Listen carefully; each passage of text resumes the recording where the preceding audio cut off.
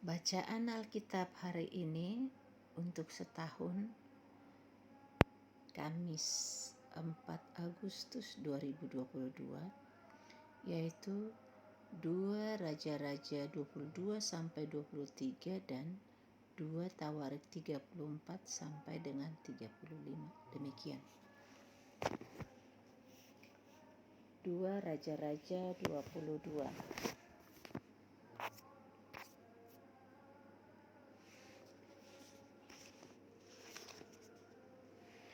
Yosia berumur 8 tahun pada waktu ia menjadi raja, dan 31 tahun lamanya ia memerintah di Yerusalem. Nama ibunya ialah Yedida binti Adaya. Dari Boskat, ia melakukan apa yang benar di mata Tuhan dan hidup sama seperti Daud, bapa leluhurnya, dan tidak menyimpang ke kanan atau ke kiri. Dalam tahun yang ke-18 zaman Raja Yosia, maka Raja menyuruh Safan bin Azalia bin Mesulam, panitera itu ke rumah Tuhan. Katanya, "Pergilah kepada imam besar Hilkia, suruhlah ia menyerahkan seluruh uang yang telah dibawa ke dalam rumah Tuhan, yang telah dikumpulkan dari pihak rakyat oleh penjaga-penjaga pintu. Baiklah itu diberikan mereka ke tangan para pekerja yang diangkat untuk mengawasi rumah Tuhan, supaya diberikan kepada tukang-tukang yang ada di rumah Tuhan untuk memperbaiki kerusakan rumah itu, yaitu kepada tukang-tukang kayu, tukang-tukang bangunan, dan tukang-tukang tembok, juga bagi pembelian kayu dan batu pahat untuk memperbaiki rumah itu. Tetapi tidak usahlah mengadakan perhitungan dengan mereka mengenai uang yang diberikan ke tangan mereka, sebab mereka bekerja dengan jujur." Berkatalah imam besar Hilkia kepada Safan, panitera itu, "Telah kutemukan kitab Taurat itu di rumah Tuhan." Lalu Hilkia memberikan kitab itu kepada Safan, dan Safan terus membacanya. Kemudian Safan panitera itu masuk menghadap raja. Disampaikannya lah kabar tentang itu kepada raja. "Hamba-hambamu ini telah mengambil seluruh uang yang terdapat di rumah Tuhan dan memberikannya ke tangan para pekerja yang diangkat mengawasi rumah itu." Safan panitera itu memberitahukan juga kepada raja, "Imam Hilkia telah memberikan kitab kepadaku." Lalu Safan membacakannya di depan raja. Segera sesudah raja mendengar perkataan kitab Taurat itu, dikoyakkannya lah pakaiannya. Kemudian raja memberi perintah kepada Imam Hilkia, kepada Ahikam bin Safan, kepada Akbor bin Mika, kepada Safan panitera itu, dan kepada Asaya hamba raja, katanya, "Pergilah, mintalah petunjuk Tuhan bagiku, bagi rakyat dan bagi seluruh Yehuda tentang perkataan kitab yang ditemukan ini. Sebab hebat kehangatan murka Tuhan yang bernyala-nyala terhadap kita, oleh karena nenek moyang kita tidak mendengarkan perkataan kitab ini dengan berbuat tepat seperti yang tertulis di dalamnya." Maka pergilah Imam Hilkia, Ahikam, Akbor, Safan, dan Asaya kepada Nabi Hulda, istri seorang yang mengurus pakaian-pakaian, yaitu Salum bin Tikwa bin Harhas.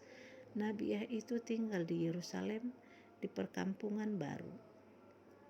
Mereka memberitakan semuanya kepadanya. Perempuan itu menjawab mereka, "Beginilah firman Tuhan Allah Israel. Katakanlah kepada orang yang menyuruh kamu kepadaku, beginilah firman Tuhan, sesungguhnya aku akan mendatangkan malapetaka atas tempat ini dan atas penduduknya, yakni segala perkataan kitab yang telah dibaca oleh Raja Yehuda, karena mereka meninggalkan aku dan membakar korban kepada Allah lain dengan maksud menimbulkan sakit hatiku dengan segala pekerjaan tangan mereka. Sebab itu kehangatan murkaku akan bernyala-nyala terhadap tempat ini dan tidak padam-padam. Tetapi kepada Raja Yehuda yang telah menyuruh kamu untuk meminta petunjuk Tuhan, harus kamu katakan demikian. Beginilah firman Tuhan Allah Israel. Mengenai perkataan yang telah kau dengar itu, oleh karena engkau sudah menyesal dan engkau merendahkan diri di hadapan Tuhan pada waktu engkau mendengar hukuman yang kufirmankan terhadap tempat ini dan terhadap penduduknya, bahwa mereka akan mendahsyatkan dan menjadi kutuk, dan oleh karena engkau mengoyakkan pakaianmu dan menangis di hadapanku, aku pun telah mendengarnya. Demikianlah firman Tuhan. Sebab itu sesungguhnya aku akan mengumpulkan engkau kepada nenek moyangmu, dan engkau akan dikebumikan ke dalam kuburmu dengan damai. Dan matamu tidak akan melihat segala malapetaka yang akan kudatangkan atas tempat ini. Lalu mereka menyampaikan jawab itu kepada raja.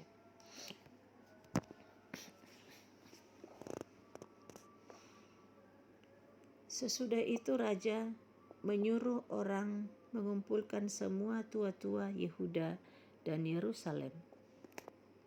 Kemudian pergilah raja ke rumah Tuhan dan bersama-sama dia semua orang Yehuda dan semua penduduk Yerusalem, para imam, para nabi dan seluruh orang awam, dari yang kecil sampai yang besar. Dengan didengar mereka ia membacakan segala perkataan dari kitab perjanjian yang ditemukan di rumah Tuhan itu.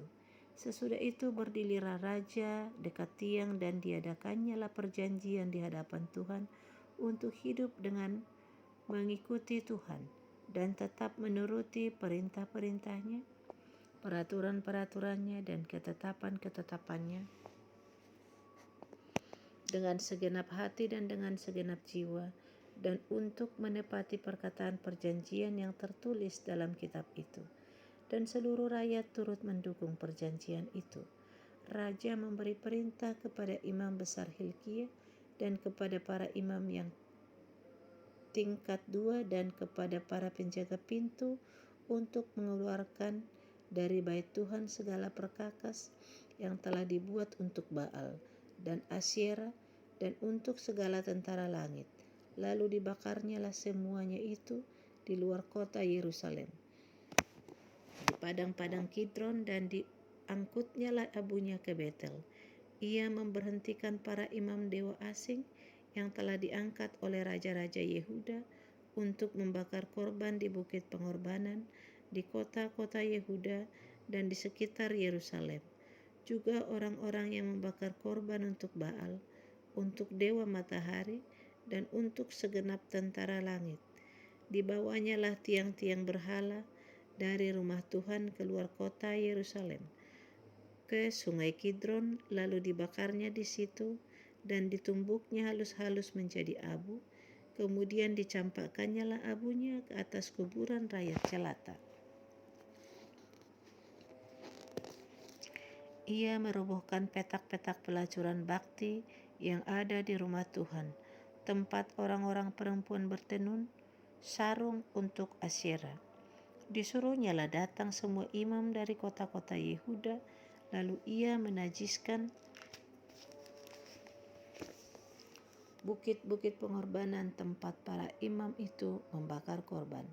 Dari Geba sampai Berseba dirobohkannya pula bukit-bukit pengorbanan di pintu-pintu gerbang yang ada dekat lubang pintu gerbang Yosua, penguasa kota itu, yang ada pada sebelah kiri kalau orang memasuki pintu gerbang kota itu. Tetapi para imam bukit-bukit pengorbanan itu tidak boleh naik ke mezbah Tuhan di Yerusalem.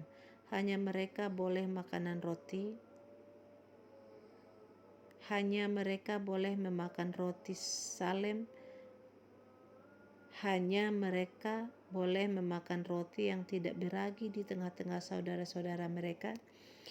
Ia menajiskan juga Tofet yang ada di lembah Bet Hinnom, supaya jangan orang mempersembahkan anak-anaknya sebagai korban dalam api untuk dewa Molok. Dibuangnyalah kuda-kuda yang ditaruh oleh raja-raja Yehuda untuk dewa matahari dari pintu masuk ke rumah Tuhan, dekat bilik Natan Melek, pegawai istana yang tinggal di gedung samping. Juga kereta-kereta dewa matahari dibakarnya dengan api. Mesbah-mesbah yang ada di atas sotoh tempat peranginan Ahaz yang dibuat oleh raja-raja Yehuda, dan mesbah-mesbah yang dibuat Manasye di kedua pelataran rumah Tuhan dirobohkan oleh raja dan diremukkan di sana, lalu dicampakkannya abunya ke sungai Kidron. Bukit-bukit pengorbanan yang ada di sebelah timur Yerusalem, di sebelah selatan bukit kebusukan, dan yang didirikan oleh Salomo Raja Israel untuk Ashitoret, dewa kejijikan sembahan orang Sidon, dan untuk Kamos, dewa kejijikan sembahan Moab, dan untuk Milkom, dewa kekejian sembahan orang Amon, dinajiskan oleh raja. Ia memecahkan tugu-tugu berhala dan menebang tiang-tiang berhala, lalu ditimbuninya tempat-tempat itu penuh dengan tulang-tulang manusia. Juga mesbah yang ada di Betel, bukit pengorbanan yang dibuat oleh Yerobeam bin Nebat, yang mengakibatkan orang Israel berdosa, mesbah dan bukit pengorbanan itu pun dirobohkannya, dan batu-batunya dipecahkannya, lalu ditumbuknya halus-halus menjadi abu, dan dibakarnyalah tiang berhala. Dan ketika Yosia berpaling, dilihatnyalah kuburan-kuburan yang ada di gunung di sana, lalu menyuruh orang mengambil tulang-tulang dari kuburan-kuburan itu, membakarnya di atas mesbah, dan menajiskannya sesuai dengan firman Tuhan yang telah diserahkan oleh abdi Allah yang telah menyerukan hal-hal ini.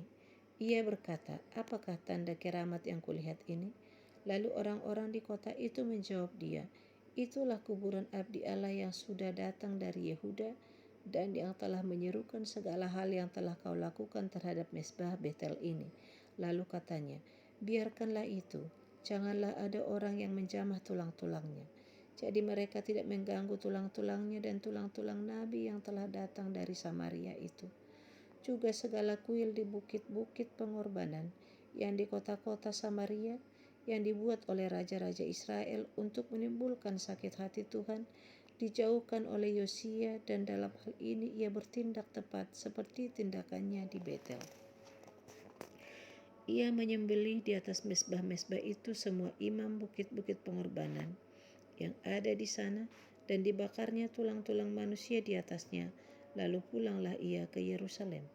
Kemudian raja memberi perintah kepada seluruh bangsa itu, rayakanlah Paskah bagi Tuhan Allahmu, seperti yang tertulis dalam kitab perjanjian ini.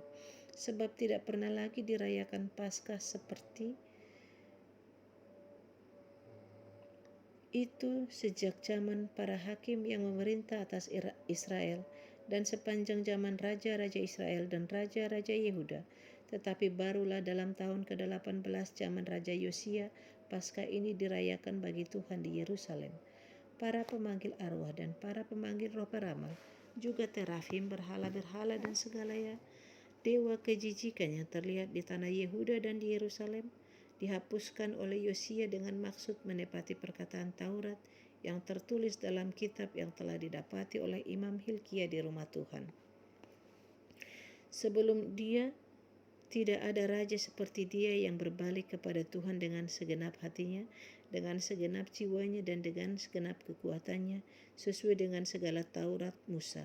Dan sesudah dia tidak ada bangkit lagi yang seperti dia. Tetapi Tuhan tidak beralih dari murkanya yang sangat bernyala-nyala itu, yang telah bangkit terhadap Yehuda oleh karena segala sakit hatinya yang ditimbulkan Manasye. Lalu berfirmanlah Tuhan, juga orang Yehuda akan kujauhkan dari hadapanku seperti aku menjauhkan orang Israel, dan aku akan membuang kota yang kupilih ini, yakni Yerusalem dan rumah ini. Walaupun aku telah berfirman tentangnya, namaku akan tinggal di sana. Selebihnya dari riwayat Yosia dan segala yang dilakukannya, bukankah semuanya itu tertulis dalam kitab sejarah raja-raja Yehuda?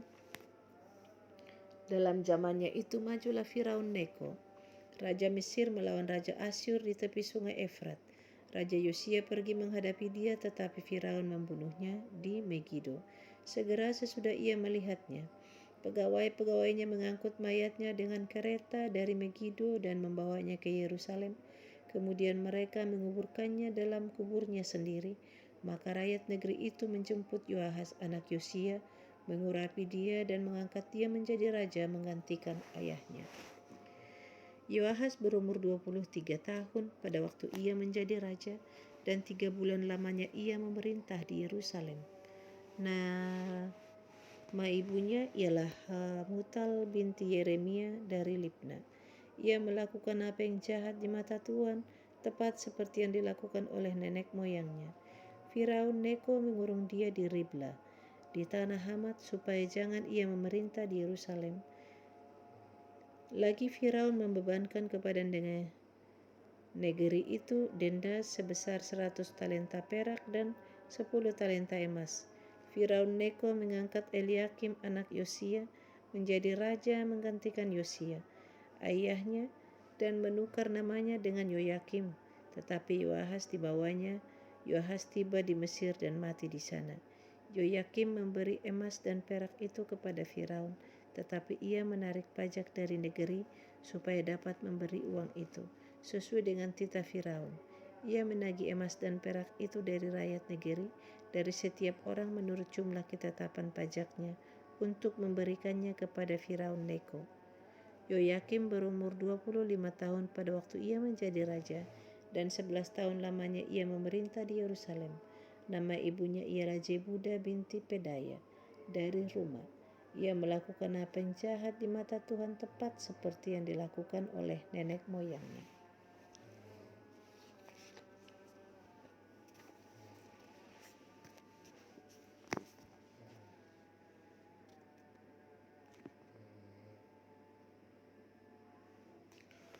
Dua Tawarik 34.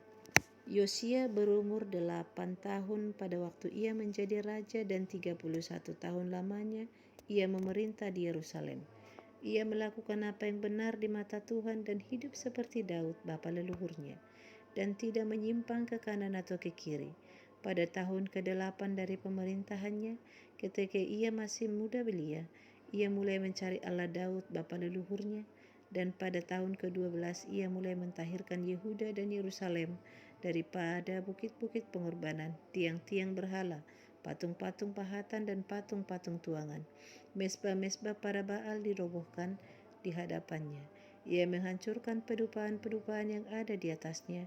Ia meremukkan dan menghancur luluhkan tiang-tiang berhala, patung-patung pahatan dan patung-patung tuangan, dan menghamburkannya ke atas kuburan orang-orang yang mempersembahkan korban kepada berhala-berhala itu.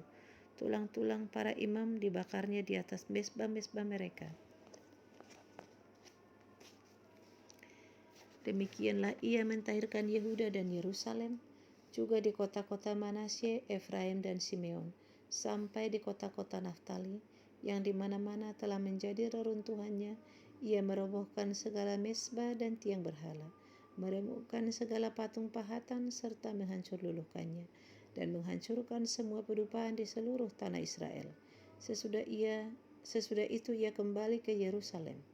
Pada tahun ke-18 pemerintahannya, setelah selesai mentahirkan negeri dan rumah Tuhan, ia menyuruh Safan bin Azalia dan Manasye, penguasa kota, serta Yoel bin Yoahas, bendahara negara, untuk memperbaiki rumah Tuhan Allahnya.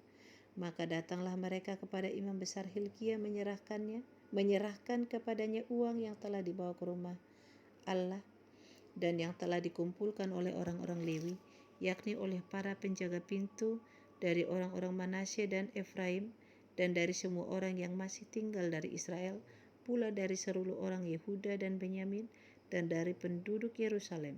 Uang itu diberikan mereka ke tangan para pekerja yang diangkat untuk mengawasi rumah Tuhan, dan mereka itu yang bekerja dalam rumah Tuhan mengeluarkannya untuk membetulkan dan memperbaiki rumah itu. Mereka memberikannya kepada tukang-tukang kayu dan tukang-tukang bangunan, supaya tukang-tukang itu membeli batu pahat dan kayu untuk tupai-tupai dan untuk memasang balok-balok pada gedung-gedung yang oleh raja-raja Yehuda dibiarkan roboh. Orang-orang itu melakukan pekerjaan itu dengan setia. Orang-orang yang diangkat menjadi pengawas mereka ialah Yahat dan Obaja, orang-orang Lewi dari Bani Merari, sedangkan Zakaria dan Mesulam dari Bani Kehat mengepalai semua. Dan semua orang Lewi yang pandai memainkan alat-alat musik mengepalai kuli-kuli dan mengiringi semua tukang dalam pekerjaan apapun. Dari antara orang-orang Lewi itu ada yang menjadi panitera, pengatur atau penunggu pintu gerbang. Ketika mereka mengeluarkan uang yang telah dibawa ke rumah Tuhan, Imam Hilkiah menemukan kitab Taurat Tuhan yang diberikan dengan peraturan Musa. Maka berkatalah Hilkiah kepada Safan panitera negara itu, "Aku telah menemukan kitab Taurat di rumah Tuhan." Lalu Hilkiah memberikan kitab itu kepada Safan, dan Safan membawa kitab itu kepada raja. Ia juga menyampaikan kabar kepada raja, segala sesuatu yang ditugaskan kepada hamba-hambamu telah mereka laksanakan. Mereka telah mengambil seluruh uang yang terdapat di rumah Tuhan dan memberikannya ke tangan para pengawas dan para pekerja. Safan panitera negara itu memberitahukan juga kepada raja, Imam Hilkiah telah memberikan kitab kepadaku. Lalu Safan membacakan sebagian di depan raja. Segera sesudah raja mendengar perkataan Taurat itu, dikoyakkannya lah pakaiannya. Kemudian raja memberi perintah kepada Hilkiah, kepada Ahikam bin Safan, kepada Abdon bin Mika, kepada Safan panitera negara itu, dan kepada Asaya hamba raja, katanya, "Pergilah, mintalah petunjuk Tuhan bagiku, bagi yang masih tinggal di Israel dan di Yehuda tentang perkataan kitab yang ditemukan ini. Sebab hebat kehangatan murka Tuhan yang dicurahkan kepada kita, oleh karena nenek moyang kita tidak memelihara firman Tuhan dengan berbuat tepat seperti yang tertulis dalam kitab ini." Maka pergilah Hilkiah dengan orang-orang yang disuruh raja kepada Nabiah Hulda, istri seorang yang mengurus pakaian-pakaian, yaitu Salum bin Tobat bin Hasra, penunggu pakaian-pakaian. Nabiah itu tinggal di Yerusalem di perkampungan baru. Mereka berbicara kepadanya sebagaimana yang diperintahkan. Perempuan itu menjawab mereka, "Beginilah firman Tuhan Allah Israel. Katakanlah kepada orang yang menyuruh kamu kepadaku, beginilah firman Tuhan. Sesungguhnya aku akan mendatangkan malapetaka atas tempat ini dan atas penduduknya, yakni segala kutuk yang tertulis dalam kitab yang telah dibacakan di depan Raja Yehuda. Karena mereka meninggalkan aku dan membakar korban kepada Allah lain, dan dengan maksud menimbulkan sakit hatiku dengan segala pekerjaan tangan mereka, sebab itu nyala murkaku akan dicurahkan di tempat ini dengan tidak padam-padam. Tetapi kepada Raja Yehuda yang telah menyuruh kamu untuk meminta petunjuk Tuhan, harus kamu katakan demikian, beginilah firman Tuhan Allah Israel mengenai perkataan yang telah kau dengar itu. Oleh karena engkau sudah menyesal dan engkau merendahkan diri di hadapan Allah pada waktu engkau mendengar firman-Nya terhadap tempat ini dan terhadap penduduknya, oleh karena engkau merendahkan diri di hadapanku, mengoyakkan pakaianmu dan menangis di hadapanku, aku pun telah mendengarnya. Demikianlah firman Tuhan. Maka sesungguhnya aku akan mengumpulkan engkau kepada nenek moyangmu, dan engkau akan dikebumikan ke dalam kuburmu dengan damai, dan matamu tidak akan melihat segala malapetaka yang akan kudatangkan atas tempat ini dan atas penduduknya. Lalu mereka menyampaikan jawab itu kepada raja. Sesudah itu raja menyuruh orang mengumpulkan semua tua-tua Yehuda dan Yerusalem. Kemudian pergilah raja ke rumah Tuhan bersama-sama semua orang Yehuda dan penduduk Yerusalem, para imam, orang-orang Lewi, dan seluruh orang awam, baik yang besar maupun yang masih kecil. Dengan didengar mereka, ia membacakan segala perkataan dari kitab perjanjian yang ditemukan di rumah Tuhan itu. Sesudah itu berdirilah raja pada tempatnya dan diikatnyalah perjanjian di hadapan Tuhan untuk hidup dengan mengikuti Tuhan dan tetap menuruti perintah-perintahnya, peraturan-peraturannya dan ketetapan-ketetapannya dengan segenap hatinya dan dengan segenap jiwanya, dan untuk melakukan perkataan perjanjian yang tertulis dalam kitab itu. Ia menyuruh semua orang yang berada di Yerusalem dan Benyamin ikut serta dalam perjanjian itu, dan penduduk Yerusalem berbuat menurut perjanjian Allah, yakni Allah nenek moyang mereka. Yosia menjauhkan segala dewa kekejian dari semua daerah orang Israel dan menyuruh semua orang yang ada di Israel beribadah kepada Tuhan Allah mereka. Maka sepanjang hidup Yosia mereka tidak menyimpang mengikuti Tuhan Allah nenek moyang mereka. 2 Tawarik 35. Kemudian Yosia merayakan Paskah bagi Tuhan di Yerusalem. Domba Paskah disembelih pada tanggal 14 bulan yang pertama. Ia menetapkan tugas para imam dan mendorong mereka menunaikan tugas jabatannya dalam rumah Tuhan. Berkatalah ia kepada orang-orang Lewi yang adalah pengajar seluruh Israel dan orang-orang kudus Tuhan, tempatkanlah tabut kudus itu di dalam rumah yang telah didirikan Salomo bin Daud, Raja Israel. Tidak usah lagi kamu mengusungnya. Sekarang layanilah Tuhan Allahmu dan Israel umatnya. Bersiaplah menurut puak-puakmu dan menurut rombonganmu, sebagaimana yang dituliskan Daud, Raja Israel, dan Salomo anaknya. Berdirilah di hadapan tempat kudus menurut golongan puak saudara-saudaramu yang lain, yakni kaum awam dengan satu rombongan puak orang Lewi untuk tiap golongan saudara-saudaramu itu. Sembelilah domba Paskah, kuduskanlah dirimu, dan adakanlah persiapan bagi saudara-saudaramu supaya dilakukan apa yang difirmankan Tuhan dengan perantaraan Musa. Yosia menyumbangkan kepada kaum awam sejumlah 30.000 ekor kambing domba, yakni domba-domba dan kambing-kambing jantan yang muda, semuanya sebagai korban Paskah bagi semua orang yang hadir. Selain itu disumbangkannya 3.000 ekor lembu, semuanya itu dari harta milik raja. Juga para panglimanya memberi sumbangan sukarela kepada rakyat para imam dan orang-orang Lewi. Kemudian Hilkia, Zakaria, dan Yehiel para pemuka rumah Allah memberi kepada para imam 2.600 ekor kambing domba sebagai korban Paskah, dan selain itu 300 ekor lembu.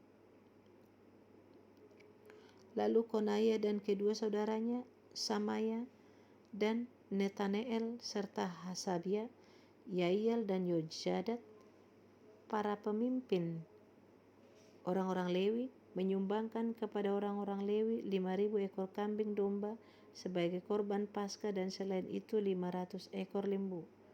Setelah upacara ibadah disiapkan, berdirilah para imam pada tempatnya dan orang-orang Lewi menurut rombongannya sesuai dengan perintah raja. Maka disembelihlah domba Paskah, dan para imam menyiramkan darah yang mereka terima dari orang-orang Lewi, sedang orang-orang Lewi menguliti domba itu. Tetapi mereka memisahkan korban bakaran untuk diserahkan kepada kaum awam menurut golongan puak mereka, supaya dipersembahkan kepada Tuhan sebagaimana tertulis dalam kitab Musa. Demikian pula dilakukan mereka dengan lembu-lembu. Kemudian mereka memasak domba Paskah di atas api sesuai dengan peraturan.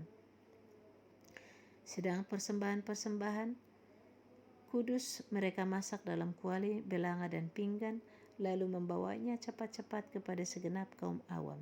Kemudian mereka menyediakannya bagi dirinya dan bagi para imam, karena para imam, yakni anak-anak Harun, sampai malam hari sibuk mempersembahkan korban bakaran dan segala lemak. Oleh sebab itu orang-orang Lewi menyediakan bagi dirinya dan bagi para imam, yakni anak-anak Harun, para penyanyi, yakni Bani Asaf, dan pada tempat mereka sesuai dengan perintah Daud, Asaf, Heman, dan Yedutun pelihat raja itu, juga para penunggu pintu gerbang ada pada tiap-tiap pintu gerbang. Mereka tidak usah meninggalkan tugas mereka, karena saudara-saudara mereka orang-orang Lewi menyediakannya untuk mereka. Demikianlah seluruh upacara ibadah bagi Tuhan disiapkan pada hari itu untuk merayakan Paskah dan untuk mempersembahkan korban bakaran di atas mezbah Tuhan sesuai dengan perintah Raja Yosia. Pada waktu itu orang Israel yang hadir di situ merayakan Paskah dan hari raya roti tidak beragi selama 7 hari. Paskah semacam itu tidak pernah lagi dirayakan di Israel sejak Nabi Samuel. Seorang pun di antara raja-raja orang Israel tidak pernah merayakan Paskah seperti yang dirayakan Yosia dengan para imam dan orang-orang Lewi. dengan seluruh orang Yehuda dan Israel yang dapat hadir, dan dengan penduduk Yerusalem. Paskah itu dirayakan pada tahun ke-18 pemerintahan Yosia.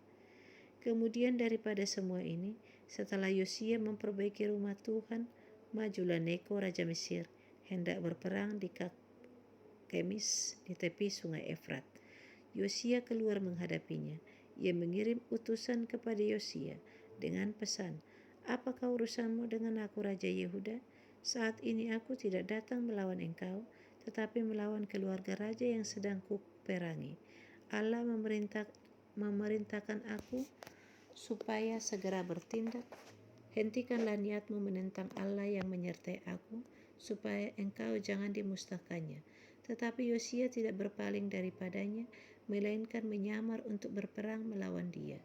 Ia tidak mengindahkan kata-kata Neko yang merupakan pesan Allah, lalu berperang di lembah Megido. Maka pemanah-pemanah menembaki Raja Yosia, dan raja berseru kepada orang-orangnya, "Bawa aku dari sini, karena aku luka parah." Orang-orangnya mengangkatnya dari keretanya, lalu mengangkutnya dengan kereta cadangannya, lalu membawanya ke Yerusalem. Kemudian matilah ia, lalu dikuburkan di pekuburan nenek moyangnya. Seluruh Yehuda dan Yerusalem berkabung karena Yosia. Yeremia membuat suatu syair ratapan mengenai Yosia, dan sampai sekarang ini semua penyanyi laki-laki dan penyanyi perempuan menyanyikan syair-syair ratapan mengenai Yosia, dan mereka jadikan itu suatu kebiasaan di Israel. Semuanya itu tertulis dalam syair-syair ratapan. Selebihnya dari riwayat Yosia dan perbuatan-perbuatannya yang saleh, yang sesuai dengan yang ada tertulis dalam Taurat Tuhan, yakni riwayatnya dari awal sampai akhir. Sesungguhnya semuanya itu tertulis dalam kitab Raja-Raja Israel dan Yehuda. Demikian pembacaan Alkitab setahun untuk hari ini. Terima kasih.